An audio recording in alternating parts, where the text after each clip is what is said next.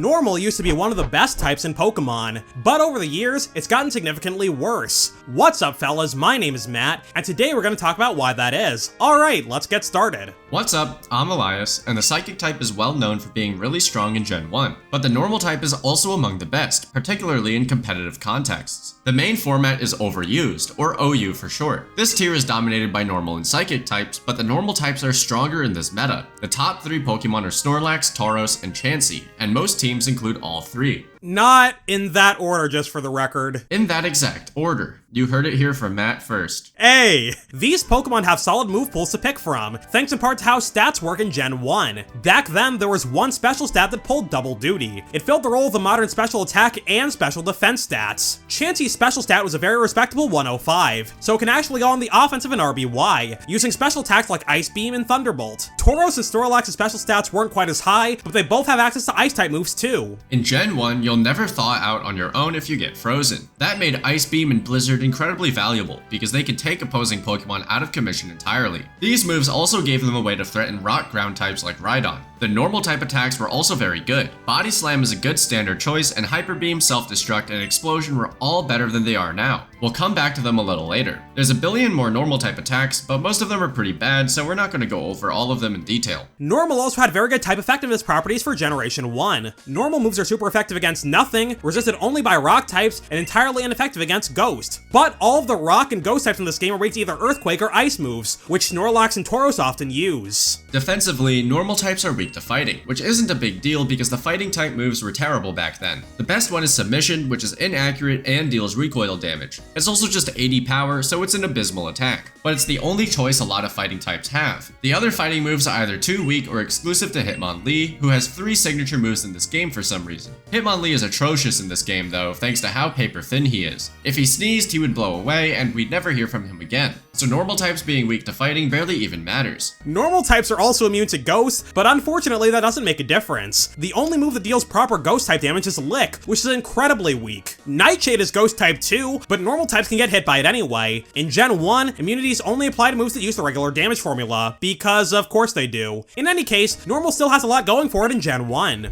Generation 2 brought a lot of changes to the table, and many of them affected Normal types in one way or another. As far as moves go, Self-Destruct and Explosion were both made stronger, which made Self-Destruct Snorlax even more of a threat. On the flip side though, Hyper Beam was heavily nerfed. In Gen 1, you didn't have to recharge if Hyper Beam knocked out a Pokemon, but starting in Gen 2, you have to recharge no matter what. So this move fell off the face of the earth in Gold and Silver, more or less. Which one's more and which one's less, Gold or Silver? Gold is worth more, thank you for asking. In exchange though, Return and Frustration were added to the game as well. These moves can be as strong as 102 power, depending on the user's friendship stat. Double Edge was also buffed from 100 power to 120. We also got Extreme Speed in Gen 2. It's one of the strongest priority moves in the game, so it's a staple for Pokemon like Dragonite and Noon. Tri-Attack actually had no secondary effect in Gen 1 whatsoever, but starting in Gen 2, it can burn, freeze, or paralyze the target. The changes to Normal type moves were a mixed bag, but overall I think it was a net positive. But the same way the Normal type move options got better, so did the fighting type moves. Cross Chop is the fighting type equivalent of Stone Edge. It's got the same base power and accuracy, as well as a high crit chance. So Normal's only weakness is more of a threat in Gold and Silver. The fighting type moves continue to improve over the years as well, but we'll look at those a little later. The type chart also got an update in Gen 2, and Normal got the short end of the stick. The Steel type was added, and it resists Normal type moves, alongside nearly everything else in the game. They also resist Ice, so Ice Beam and Blizzard aren't great options to beat them either. That's especially the case now that the special stat's been split in 2. Chansey's special stat from Gen 1 became its special defense in Gen 2, and its special attack was lowered from 105 all the way to 35, so traditional attacks are basically useless on Chansey now. Even its new evolution Blissey doesn't hit as hard because its special attack is only 75. Tauros' special attack was lowered from 70 to 40, so special moves are a non-starter for this guy too. Freeze was also nerfed in Gold and Silver. Now you have a small chance to thaw out each turn, so Ice-type moves are less broken across the board. Most Normal-type Pokemon have low special attack stats, and several of them got weaker between Gens 1 and 2. So Ice attacks aren't as viable for Normal types now. The amount of Ghost types in Gen 2 is still very limited. There's Gengar, Misdreavus, and that's it. Over time though, Game Freak has added a lot more Ghost types to the game. Like, a lot.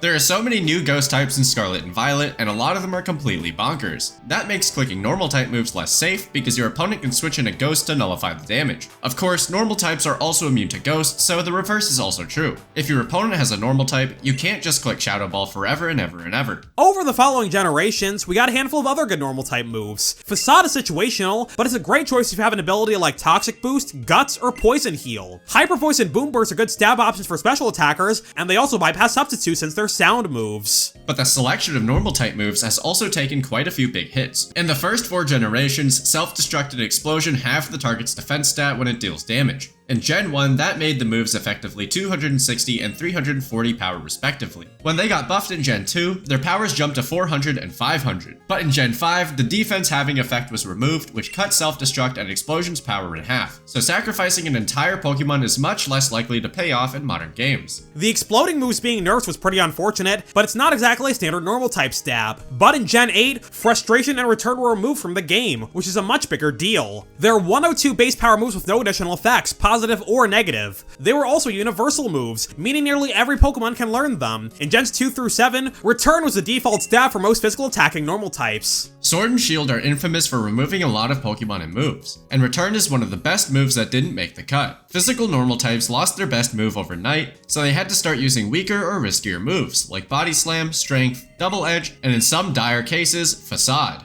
Fachade, if you will. Facade. Quick sidebar, most Pokemon have a base friendship value between 35 and 100. Many legendaries, Ultra Beasts, and Paradox Pokemon have a base friendship of 0 instead, which makes the Return 1 power to start out.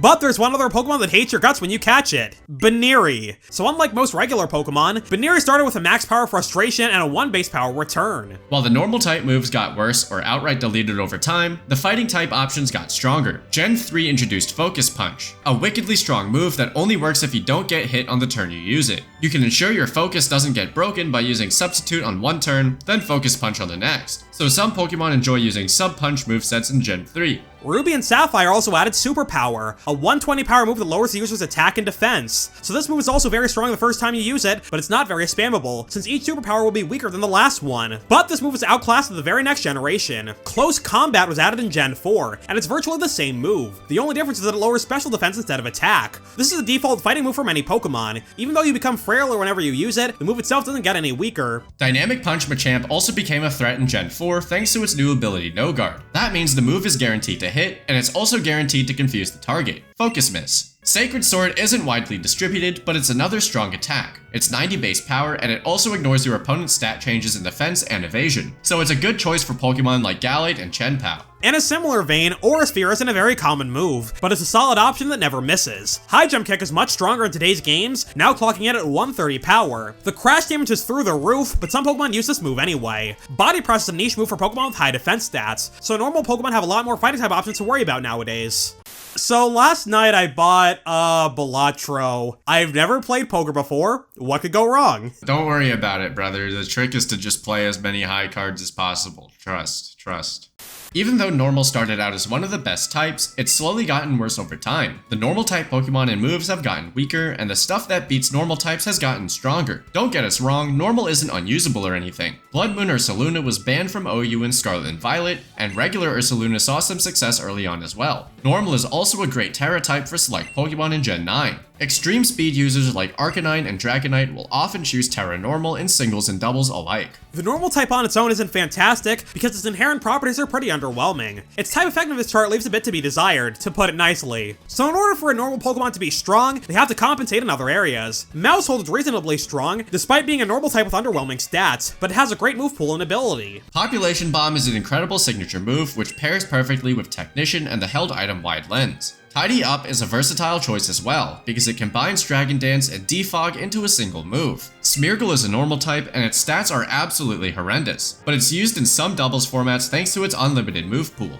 Something about Dark Void. Anyway, Blissey has absolutely astronomical special bulk, as well as access to great support moves, but most normal types would be better off if they had a different typing. The normal type isn't unusable or anything, but it's become overshadowed in the more recent games. As of writing this script, there are no OU ranked normal types in Gen 9. It's the first generation with no member of the Chansey line of the standard tier. The only normal types in Ubers are Archaeos, Terrapagos, and Blood Moon Ursaluna. A handful of normal types are still viable in OU, but they're not used often enough to be proper members of the tier. Hello, Mousehold. If you like Mousehold, leave a comment. Recent Pokemon games have seen a good deal of power creep. On average, the new Gen 9 Pokemon are stronger than previous ones, which makes some sense from a game design perspective. Each generation introduces about 100 new Pokemon, and Game Freak wants to make them all worth using in playthroughs and competitive battles alike. They do that by boosting the power level from game to game. Power creep is an absolute mess in competitive play though. By continually upping the ante in every game, sometimes Game Freak takes things too far, and the strongest Pokemon from one game have to be nerfed in the next. Cough, Zacian, cough. You know, I spent more money than I probably should have on Pokemon cards because none of my siblings know how to play the game. You can do battle on the Pokemon Pocket Edition as well. It's pretty cool. I haven't tried it yet. Do you know how to play? I played the TCG. I'm the one who got you into the TCG in the first place. I thought it was Dash, sorry. It was me, I think. Maybe Dash got me into it. Wait, oh no. Where does Dash fit into this equation? But power creep doesn't affect normal as much as the other types. Normal Pokemon are usually based on regular animals, so their designs are pretty standard. A new normal type Pokemon that's really strong would be pretty exciting, but not quite as flashy as a new strong dragon, fire, or electric type. So Game Freak tends to give other Pokemon more tools, and leave the normal types in the dust. Scarlet and Violet introduce Paradox Pokemon, which are past and future relatives of existing Pokemon. Many of them are stronger than their present day forms, thanks to their high base stat totals and powerful abilities, but none of the Paradox Pokemon are normal type. We can also see the same kind of thing with legendary and mythical Pokemon. The only normal type ones that are fully evolved are Regigigas, Meloetta, Archaeos, Silvally, and Terrapagos, but nearly all of them are associated with some kind of type-changing mechanic. Each time Meloetta uses Relic Song, it changes between its normal psychic type Aria form and its normal fighting type Pirouette form. Archaeos and Silvally have abilities that let them change into any type in the game. Terrapagos is the source of the Terrassal phenomenon, which allows every other Pokemon in Scarlet and Violet to change their types. And then there's Regigigas, which Game Freak treats like dirt for no discernible reason. There are also no normal type pseudo-legendaries. Normal's gotten worse over the years because Game Freak simply doesn't treat it like the other types. The strongest Pokemon are typically given other types. Get off my screen, Blood Moon Ursaluna, because they allow for more creative designs. Would you rather use a regular horse Pokemon or a fire horse of psychic powers? I know what my answer is. It's the normal one. I knew it. I knew you were gonna say that. We think that's why the normal type has fallen to the wayside. That's all just speculation, of course, so feel free to leave a comment with your own thoughts. To quote a great and wonderful philosopher, like normal, f*** being normal. Wait, who said that? Eminem. But there's one format where normal is one of the best types in the game. Gen 6 added an inverse battle format. In these battles, the type chart is reversed. Weaknesses become resistances and vice versa. We made a whole video about them about a year ago, but to cut a long story short, nothing is weak to normal in regular battles. That means nothing resists normal in inverse mode. A single type being unresisted is unheard of in standard play. Inverted normal moves are super effective against Rock, Steel, and Ghost on top of that, because immunities also turn into weaknesses. The inverse type chart scared most of the Steel types away though, because they're also weak to, like, everything else. Inverse battles don't exist outside of Gen 6, but you can still play them in any gen on Pokemon Showdown. Check out our full video about inverse battles for more information. Link in the description. The main format is overused for... you know what? I hate this. We're like 2 sentences in, and I quit. I'm done. Well, unfortunately, Elias has retired from MEPlaysGames. Triple Kick wasn't the signature move of the Triple Pokemon Kick was Hitmontop's move. Same Pokemon. Let's go. What do you mean, same Pokemon? Are you telling me that Bruce Lee practiced capoeira? I mean, if you're asking me, would Bruce Lee have been a capoeira master had he decided to study capoeira instead of kung fu? The answer is yes. Well, yes, probably, but that wasn't the question. Okay, well, they're the same Pokemon, brother. Oh my Don't know what to god. tell you.